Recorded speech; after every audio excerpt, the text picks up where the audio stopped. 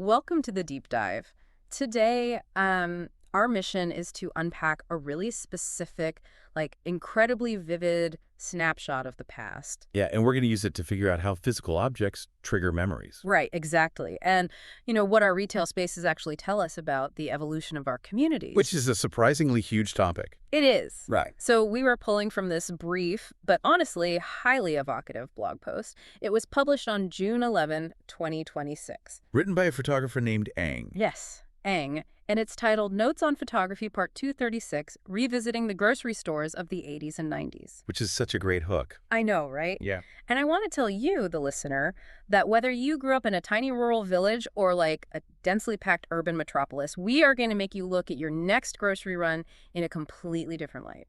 It really is a fascinating text to explore, because Ang gives us just a handful of sentences, really. Yeah, it's super short. But just this quick dispatch about encountering small-town grocery stores from decades past during various photo walks and grocery runs. But it packs a punch. Oh, massive punch. Yeah. In those few lines, we get a window into the psychology of memory, the physical artifacts of childhood, and this profound geographical divide in how we experience commerce today. Absolutely. So to really grasp what Ang is capturing, let's try a quick exercise in contrast. Okay, let's do it. Think about what happens when you walk into a massive modern supermarket today.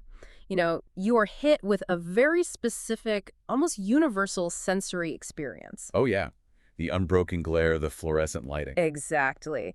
And you navigate these endless, perfectly parallel rows of towering metal shelves. You hear that low, constant, sterile hum of commercial refrigeration units. Just keeping thousands of identical plastic-wrapped items at the exact right temperature. Right. It is a marvel of logistical engineering. You go in, you scan a barcode, and you leave. Because it's an environment stripped of almost all unpredictability, modern retail relies on highly controlled systems. Totally. They're designed to minimize human friction and maximize throughput. But then, Ang's photography transports you to a different kind of space entirely. A space where the floorboards might actually yield and creak under your feet. Oh, I can picture that perfectly. And the smell isn't commercial floor sanitizer. It's this complex mixture of, loose tea leaves, old wood, and dusting sugar. Yes. Suddenly, that modern efficiency just shatters. You aren't just shopping anymore. You're experiencing an era. Exactly. Yeah. So what exactly is Ang focusing the camera on to achieve this effect? The post specifically lists encountering, and I'll quote here, rows of biscuit tins, a weighing scale, junk food for the kids, and the like. And Ang notes that these items bring back nostalgic memories of yesteryear. Right, and I want to pause on that list. Biscuit tins, a mechanical scale, kids' junk food. Notice the specificity of it. Because Ang is a photographer, the details chosen aren't accidental. Yeah, the lens literally forces a decision about what matters. Precisely. Ang isn't taking wide-angle shots of a building's exterior. The focus is narrowed way down to these highly tactile, everyday items. When I read that list, my mind immediately went to theater set design. Oh, really? How so? Well, think about it. If you are a set designer and you're tasked with creating a stage that tells the audience, hey, we are in a small town in the 1980s, you don't build an entire town. Right. You just place specific props. Exactly. A heavy metal weighing scale on a wooden counter isn't just a tool for measuring mass anymore. A row of dented, colorful biscuit tins isn't just a storage solution. They act as deliberate visual shorthand. Yes. They instantly anchor the viewer or the audience in a specific time and place. I really like that. I'd even take that set design analogy a step further, though. Where would you take it? It's not just that the objects are props. It's that the medium of photography actively turns them into artifacts. Oh, I see what you mean. Yeah, think about the mechanics of taking a photograph on a dedicated photo walk. Yeah. You have to draw a literal box around a scene and isolate it from the surrounding chaos. You're forcing the perspective. Right. Like if you see a faded wrapper for a cheap candy bar lying on the sidewalk today, it's just litter. Yeah, you just step over it. But when a photographer frames that exact same brightly colored, crinkly wrapper inside a dusty, sunlit grocery store from the 90s, it elevates it. It makes a cheap, mundane item into a symbol of childhood. Exactly. The camera strips away the object's original utility and replaces it with historical significance. That shifts the perspective entirely, because the camera demands that we pay attention to things we usually just, ignore. And looking at the specific objects Ang highlights, there's a common thread there, too. What's that? They all require physical work. They demand kinesthetic engagement. Oh, that's interesting. Yeah, and that kind of engagement is heavily tied to how we encode memory. Think about a modern digital scale. Okay, yeah. It's entirely passive. Right, you place a lemon on a glass scanner, a laser reads a barcode, and a digital readout instantly flashes a price. It leaves no physical impression on the user at all. None. But consider the old mechanical weighing scales Aang is photographing. Oh, those devices have real weight and presence. Exactly. They feature chipped enamel paint and heavy metal counterweights. Operating one requires a human being to physically place the item in the basket, And then slide a counterweight along a notched metal beam. wait for the needle to settle, read the dial, and calculate the cost in their head. Yeah, or you're physically scooping the biscuits out of the tin. You are balancing the weights. It's a highly interactive experience. Which means the memory isn't just visual. No, it's locked into the physical sensation of turning a dial or, hearing the clank of metal. And that tactile memory is exactly why these objects trigger such a profound sense of yesteryear. Because they represent an era before automation just abstracted the physical world away from us. Right.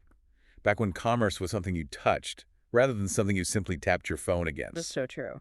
Now, a heavy mechanical scale and rows of bulk biscuit tins require something very specific to exist. What? They require physical space, a large wooden counter, wide, unoptimized aisles, Ah, yes. which naturally leads us to the locations of these stores. Aang gives us a very clear geographical map for this nostalgia. Right, noting that these stores or recreations of them are found, and I'll quote, especially in rural areas. Yes, Aang writes that for people who grew up there, this represents the typical grocery store in a small town or village. And crucially, Aang states, we don't see such stores in urban areas these days. The source text lays out a really stark spatial reality here. History, or at least the physical remnants of our recent retail history, is not distributed evenly. Not at all. I do want to challenge Aang's phrasing just slightly, though, specifically the use of the word recreation. Okay, let's unpack that. So Aang says, I've encountered several instances of the recreation of grocery stores from the 80s and 90s, especially in rural areas. Right. When I hear the word recreation, I envision like a museum exhibit or a theme park. Something artificially built. Exactly. It implies someone intentionally building a replica of the past just for novelty's sake. But are these rural proprietors intentionally creating a retro experience? You're asking if it's curated or organic? Yeah. I suspect time and commerce simply move at a fundamentally different pace outside of major urban centers. A small-town grocer hasn't recreated an 80s store. They just kept running the store they already had. That is a crucial distinction to make. What Aang is observing isn't necessarily a curated museum. Right. It is the spatial disparity of progress. We can think of these rural spaces as unintended time capsules. Unintended time capsules. I love that phrase. Yeah, because the architecture, the wooden shelving, the mechanical scales, they're maintained not out of a sense of nostalgia, but out of basic utility. They still work. Exactly, they still function. And replacing them with expensive modern infrastructure is often financially unnecessary in a lower density environment. So the rural store is just surviving, continuing a lineage that hasn't been interrupted. But why is it interrupted in the city?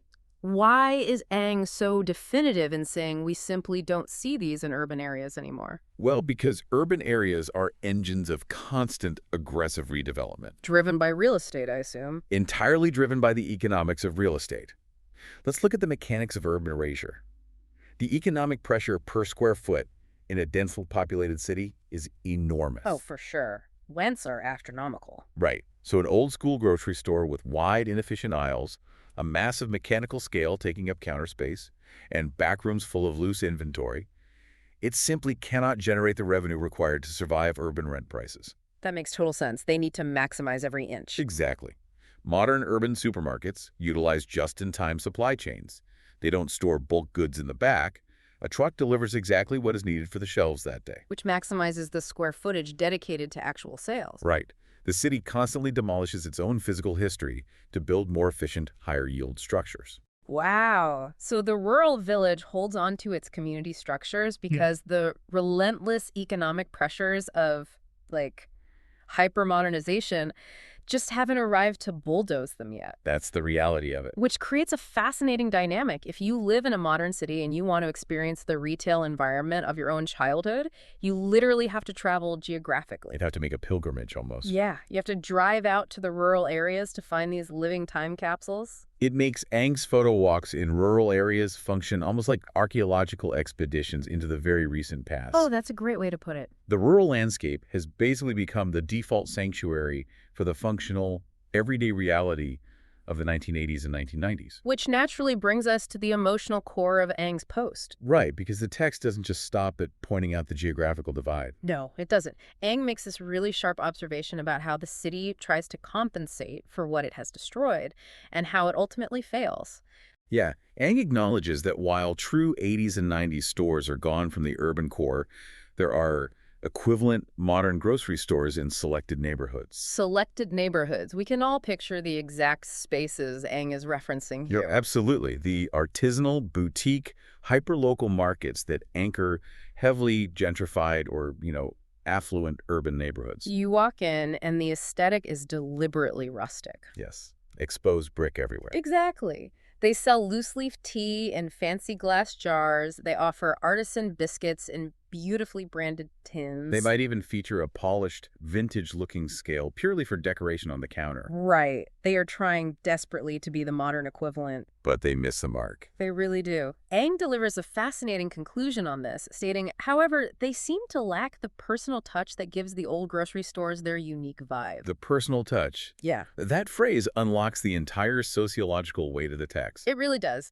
Aang is arguing that while capital and modern design can perfectly replicate the inventory and the aesthetic of the past, they cannot artificially manufacture the soul of it. I was actually trying to find a way to make this abstract idea of a vibe a little more concrete. Oh, I'd love to hear it.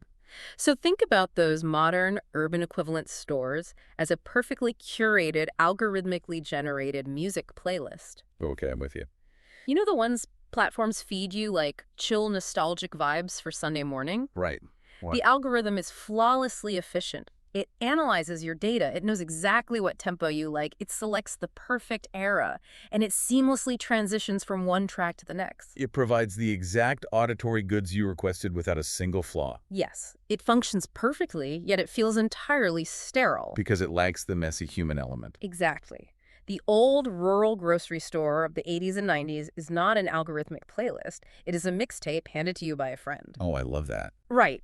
A cassette tape is inherently flawed. The volume jumps wildly between tracks. There's like a hiss in the background. The handwriting on the label is probably smudged. Yeah, exactly. Yeah. But that mixtape carries immense emotional weight because you know a specific human being sat in their room, thought about your tastes, physically pressed record and pause, and handed it to you. That messy, inefficient, deeply human connection is the personal touch Aang is talking about. Exactly. The modern urban store has acquired the aesthetic of the mixtape, but it operates with the cold soul of the algorithm. I really appreciate that analogy because we can actually trace that intangible personal touch directly back to the physical objects we analyzed at the very beginning of our deep dive. Oh, wait, really? How so? Let's look at the mechanics of transaction friction. Transaction friction, okay. In the modern urban equivalent, the algorithmic store, the primary design goal is always efficiency, regardless of the rustic decor. Right. The vibe is retro, but the business model is 2026. Precisely. The transaction is fundamentally about the exchange of capital for goods, executed as smoothly and quickly as possible. You tap your phone on a sensor, a light turns green, and you exit. Zero friction. You don't even have to make eye contact with the cashier if you don't want to. But in the small-town grocery store of the 80s and 90s, the transaction was often secondary to the interaction. I see where you're going with this. Think back to that heavy mechanical weighing scale. Because it was slow and analog, it required the shopkeeper to physically handle your food and manually calculate the price. It created a mandatory pause in the transaction. Yes, it created friction. And nature abhors a vacuum. When you have a 30-second pause while someone balances brass weights, you naturally fill that silence with human interaction. Exactly. In that forced 30 seconds of friction, a conversation organically occurs. How's your mother doing? Did you hear about the road closures? Wow, the kids are getting big. It's unavoidable. Right. The friction of the old analog technology essentially forced human connection. The modern urban equivalent has systematically eliminated all transaction friction to maximize profit. And in doing so, it has inadvertently eliminated the window for a personal touch. Exactly. It has replaced community infrastructure with mere commerce. Wow, that reframes Ang's observation completely for me. Right? When Ang says these modern places lack the unique vibe, it's not a complaint about the quality of the artisan biscuits or the lighting design. No, not at all. Ang is mourning the loss of a vital social infrastructure. The grocery store wasn't just a warehouse where food was stored for purchase, it was the town square. It was the hub where community ties were reinforced daily. Yeah, and when you replace that with a sterile, hyper-efficient urban market, you lose the hub. This is perhaps why Aang is out there on these photo walks in the first place. Photography serves as an act of preservation. Capturing it before it's gone. Exactly. By documenting these rows of biscuit tins and weighing scales in rural areas, Aang is capturing physical evidence of a way of being that is rapidly disappearing under the pressure of modernization. It's a visual record of a time when the person selling you your food actually knew your name, understood your context, and participated in your daily life. Which is incredibly poignant. It really is genuinely remarkable how much depth exists in such a brief dispatch to the internet. We started with just a few short sentences about a photo walk in 2026. Just a quick blog post. Right. And through Ang's lens, we unpacked the cognitive psychology of why tactile objects trigger deep nostalgia. We explored the real estate economics that turn rural areas into unintended time capsules. While urban areas constantly overwrite their own architectural history. Yeah. We also examined the sociology of retail design, observing how modern efficiency, despite cloaking itself in retro aesthetics, completely fails to capture the messy, beautiful, personal touch of true community interaction. We traded the friction of the mixtape for the seamlessness of the algorithm. Perfectly said. Yeah. It illustrates a vital point. The environments we build aren't just structures. They actively dictate how we are allowed to treat each other. When we build strictly for speed and volume, we sacrifice connection and intimacy. We really do. Which brings us to the end of today's deep dive. But before we sign off, I want to leave you, the listener, with a final thought to mull over. Always the best part. We've spent this entire time talking about Aang taking photos of Wang's scales and biscuit tins as the nostalgic props of a bygone era. I want you to imagine yourself as a photographer 30 years from now. Okay, so it's the year 2056. Exactly, 2056. You are walking through whatever hyper-advanced retail environment has replaced our current modern urban grocery stores. Right. What incredibly mundane, sterile, perhaps even annoying item from today's supermarket will you suddenly look back on with a wave of unexpected nostalgia? Oh, that's brilliant. Will someone be taking a poignant, carefully framed black and white photograph of a self-checkout kiosk that constantly yelled about an unexpected item in the bagging area? Yes. Or maybe a tangled pile of crinkly, semi-transparent plastic produce bags will suddenly represent the good old days of the 2020s before everything was delivered by automated drones. I can totally see that. Right. Yeah. What is the weighing scale of our current moment? Yeah. What everyday object are we currently ignoring that will soon become a museum piece of our era? It is a profound concept to consider. Today's mundane efficiency is tomorrow's cherished nostalgia. Something to think about the next time you are standing under those harsh fluorescent lights, listening to the beep of the scanner. Thank you for joining us for this deep dive. We appreciate you taking the time to explore these ideas with us. It was a pleasure. Until next time, stay curious and maybe take a moment to look a little closer at the mundane objects around you.